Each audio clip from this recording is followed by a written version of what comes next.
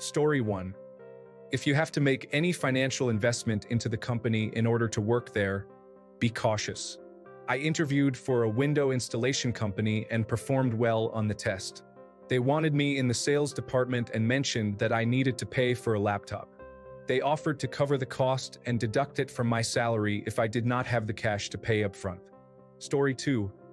I once turned down a job offer because they mentioned that the previous person in the position had quit after a few months, and most of the people I interviewed with seemed stressed out. Story 3. If they tell you on arrival that the job you applied for is no longer available, but they have a very similar position that just opened up, leave immediately. It is a bait and switch tactic coupled with the sunk cost fallacy.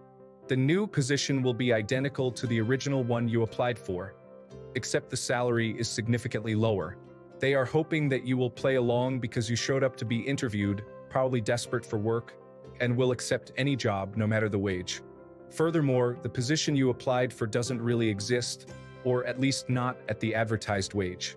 Story 4. When you are signing all the forms they give you, and you are taking your time to read over every document so that you can fully understand what you are getting into, people come in and start telling you that you don't need to read this and that, just sign here and so on. Story 5. We don't like clock watchers here. We expect everyone to be committed, expecting more work for no extra pay. Getting mad at you when you leave at 5 even though your stated work hours end at 5. Story 6. A red flag is when the interviewer does not ask about your experience or skills in detail but focuses on your willingness to work long hours or handle excessive workloads. Could mean they expect you to overwork. Story 7. One point I never see people mention that I absolutely should have paid attention to: any implication that the role you're taking on is easy or not that important. Either this or any signs they may be underestimating the amount of work involved. It seems like a no-brainer, but this gets let slip at interviews a shocking amount. Story 8. The biggest red flag I ever got was, we're looking to replace this woman who's dying of cancer. I'm trying to get her to quit, but she won't. We'd have to put you in a small place in the basement, but when she dies, you'd get her place. Not exactly warm fuzzies. I just wanted to add that this was at a medical school, no less. Story 9. Employees are either new hires or have been there for more than 15 years with no in-between. There is no room for improvement. It is better to leave for advancement. Story 10. Pushing self-starter or early responsibility.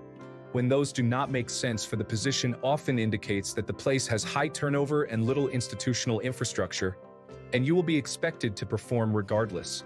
Story 11. I interviewed with one of the big ticket networks. It's based in southern New England. The pre-screen call with the hiring manager went well, and our views about writing code, source control, and documentation were spot on, so I thought I'd give it a shot. When I arrived, they took my driver's license from me and told me they'd hold it while I was on site. Then they wanted to do a credit check while I was taking a series of grammar, basic intelligence, and JavaScript tests. I told them there's no way I was going to get my credit dinged with a hard credit check before an offer. The woman from HR just didn't get it.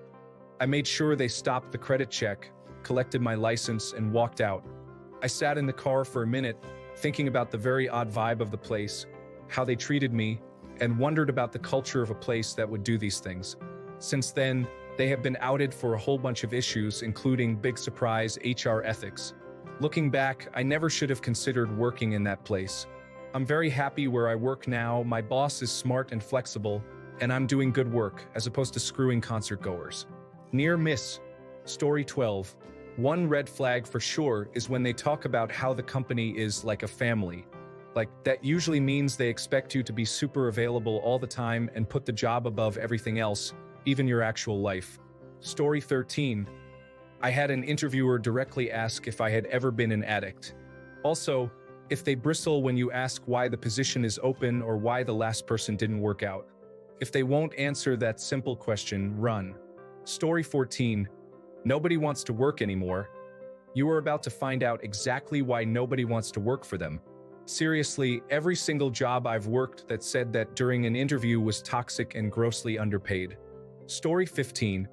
We're a family. A dysfunctional one with a narcissistic mother and abusive alcoholic father.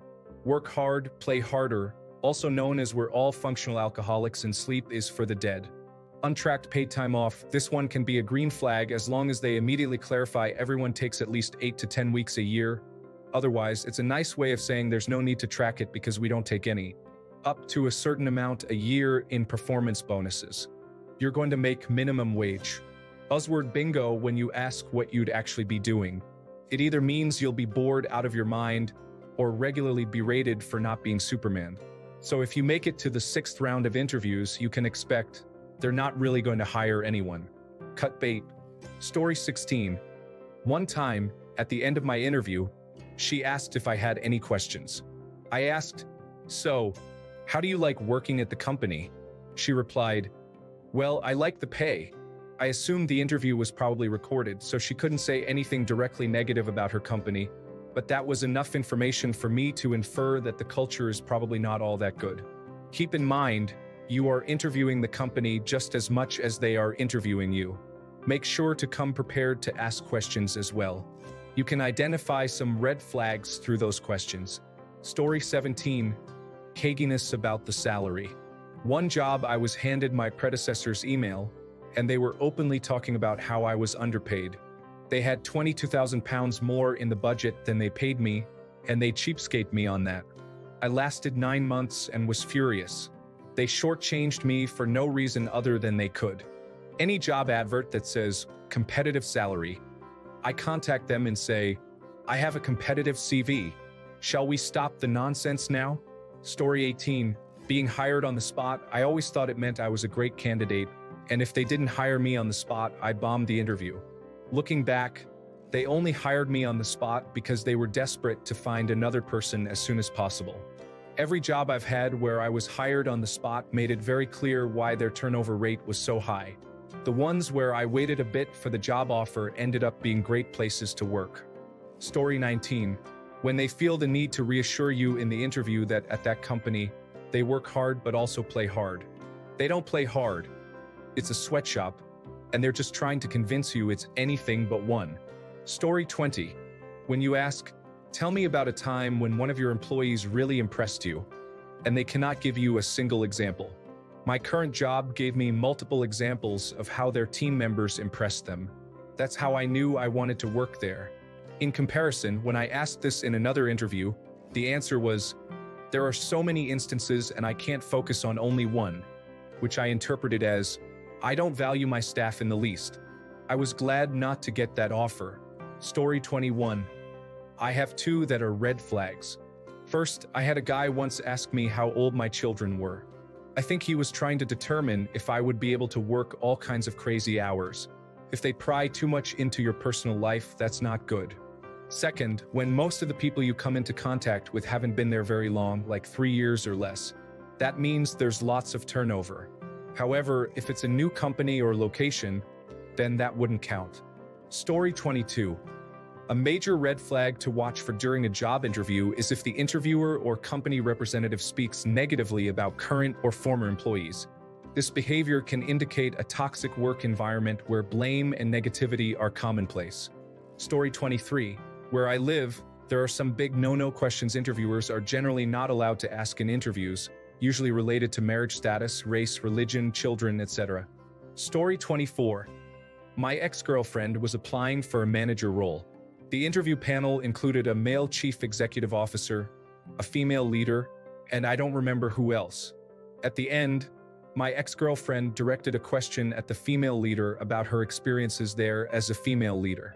The chief executive officer jumped in before she could answer and answered for her. That said a lot.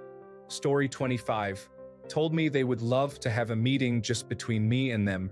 Fast forward to the Zoom interview. Give us just a minute as we wait for all the candidates to log in. Story 26. I went into an interview for a low-level administrative position, and they made me put my cell phone in a bucket up front, stating, "No phones are allowed in the back. It reduces productivity." That was a big no for me. Story 27. One of my go-to questions for an interviewer is, in the past 10 years, how many years have your employees received cost of living raises that meet or exceed the annual inflation rate?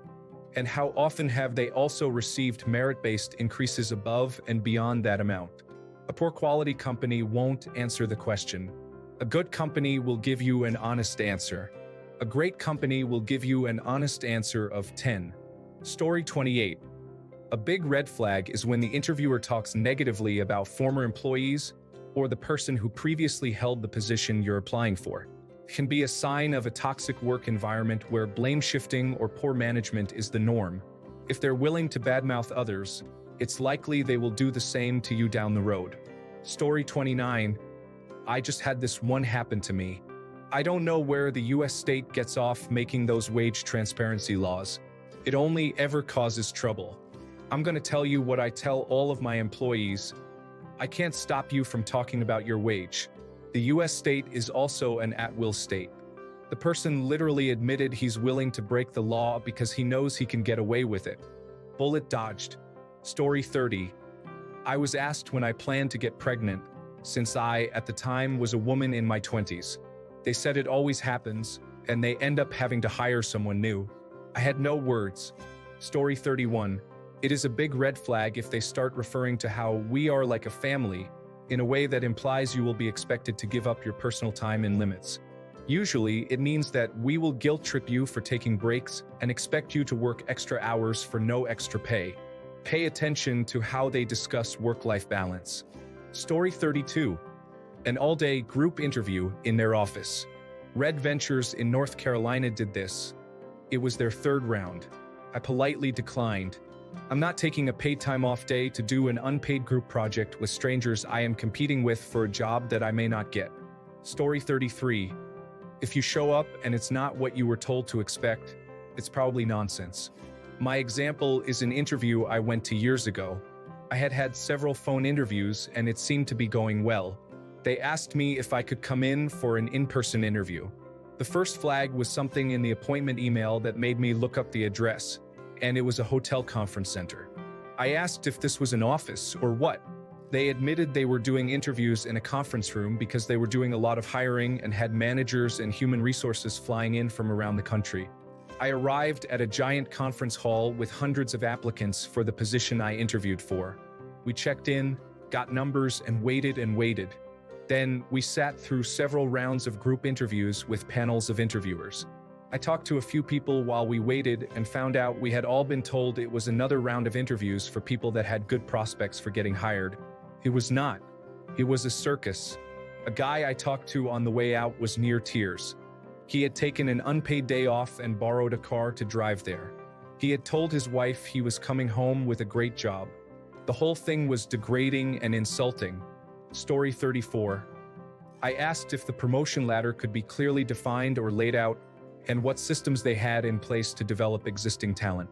I was in the interview at a personal request due to a lack of experience in the department. I obviously struck a nerve. After a closed-door chat, management was adamant that this was a performance-based company and promotions were applied accordingly.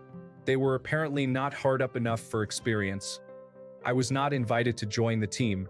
If a company cannot detail employee retention and development outside of money, I personally don't want to work there. Strangely, they were touting their new pet insurance benefit as a big selling point. This was an aerospace company and not a small one. Story 35. In my experience, every manager who told me they weren't a micromanager was, in fact, a micromanager. I've learned to dig deeper when people say this to figure out what they consider micromanagement. For example, asking them how they personally stay up to date on what their team is working on. One individual who said he wasn't a micromanager actually had a system of tracking that involved his reports to update tickets, fill out forms, and submit an email status update every week. Just because someone automated their micromanagement doesn't make them not a micromanager. Story 36.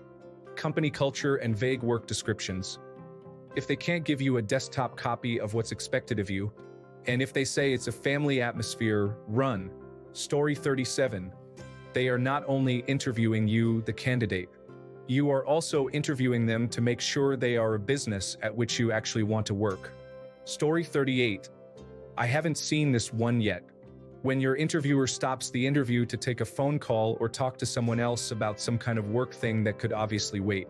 Whether it's understaffed, management isn't organized, or some kind of a sick test, every job I've ever had that did this turned into a disaster.